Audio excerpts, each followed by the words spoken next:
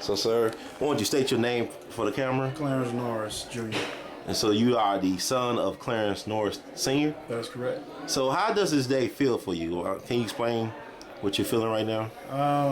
Kind of overwhelmed, relieved, and overjoyed that my father and those other 8 young boys' names have been completely cleared of the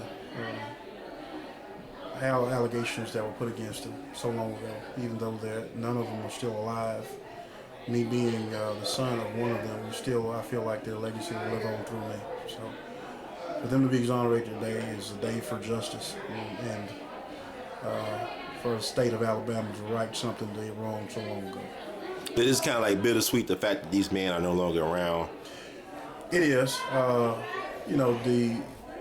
The best situation would have been for them to have been alive to see their names cleared and for them to be able to live normal lives rather than the various hardships and things they suffered as a result of this case. Their lives were ruined basically at a young age. They were constantly fighting this case, trying to defend themselves against something that wasn't even true. And it's just so unfortunate and tragic, in America, that the start of this century, that these young boys had to undergo such tragedy. So how do you feel about your father personally? Do you have any personal recollections or feelings about your father? I don't have any personal recollections of him because we never met personally. I am proud of him from what I've learned of him, the fact that he was a survivor. He was a strong individual, and he did not allow this case to destroy him totally. There's no doubt that it altered his life in ways that I may never fully understand, not being able to have met him and talk with him, but I do know that he did live until 1989 to be 76 years old. So be the last surviving part of that group of young boys. So I'm very extremely proud of him and proud to have his name as well. Did you have any contact with his family, that side of the family, the Norrises? Only contact that I had with that side of my family would be his sister Blanche, who passed away a few years ago. I met her and we had some conversations.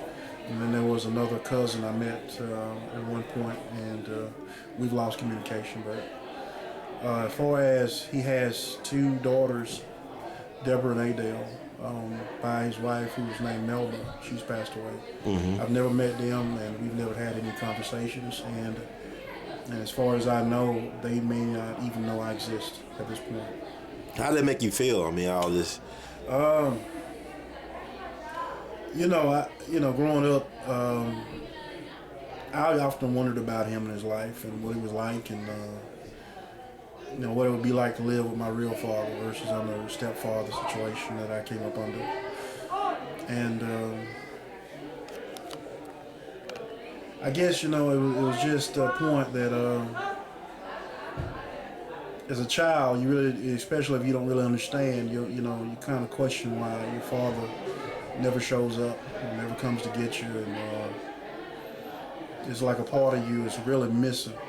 Half of your identity is really missing. So how much you think his absence had to do with this case that he had to endure? How much you did? I think that was the majority, all of it. Mm-hmm. To be a wanted person and have the FBI constantly chasing you, that's not a normal situation for anybody. To undergo and be sentenced to death, at a young age, and be put in a prison, and to go undergo hardships inside the prison. These things take a toll on any individual. They change the path of your life in different ways. That person is forever altered, go through something that's such as what he went through. So I think it had everything to do with me and him not really being able to have a normal relationship as a father and son. Did you resent him for that, for the situation? I never resented him. There are times that I was hurt that I felt like he never knew me or wanted to come and find me or know me. But you know, that of course at a young age as a child, you know, you don't really understand when your father's not there. But as I got older and things were explained to me, and I came to understand that he was a good person.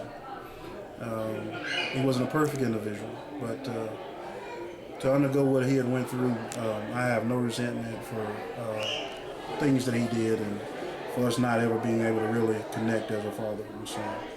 If you could speak to him right now, what would you say to him, or what would you ask him, rather? I think I would say to him more than anything is that I love you, and I will carry your name in honor, and I will try to be the man that you were, strong, and not allow any injustices in my life to overwhelm me as well, and try to be the best young African American male that I can be under any circumstances.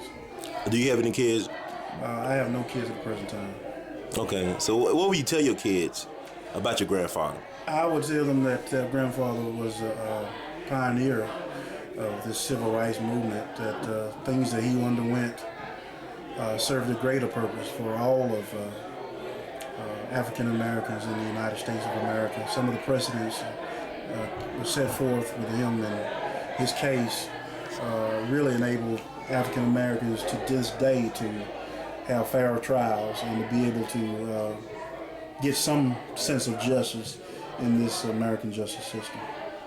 That's great. I mean, I appreciate that. And how you feel like, is there anything else to be done for the Scottsboro Boys? I mean, do you feel like that the exoneration was enough from the state, or do you feel like there should be some legal action taken? Actually, I think this is a first step for them to admit that they were wrong and all that they caused these young guys to go through. But I think there's also a further step that has to be taken. I feel that for me personally, that for me to have lost all those years of my father, for him to undergo the things that he went through, then there has to be some other forms of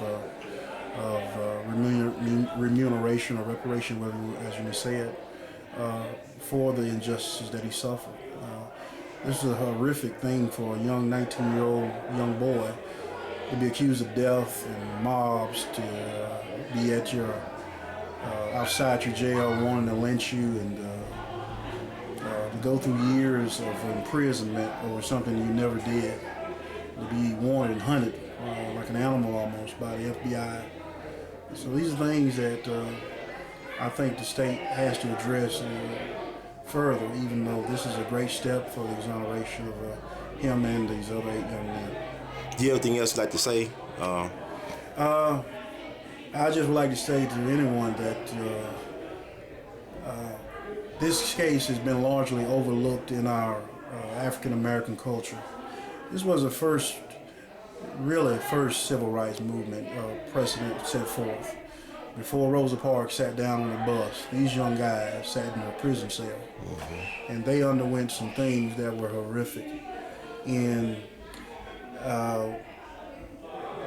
whether by ignorance or choice, I think there have been certain leaders in our communities who kind of overlooked these young boys and their cause and their right for justice. And I'm glad that at least in a small measure they have been acknowledged on this day in Scottsboro, Alabama. Brother Clarence, thank you so much. In the words of the great Duke Ellington, we love you madly, and keep on being you, brother, and keep on shining. Thank you. Thank you.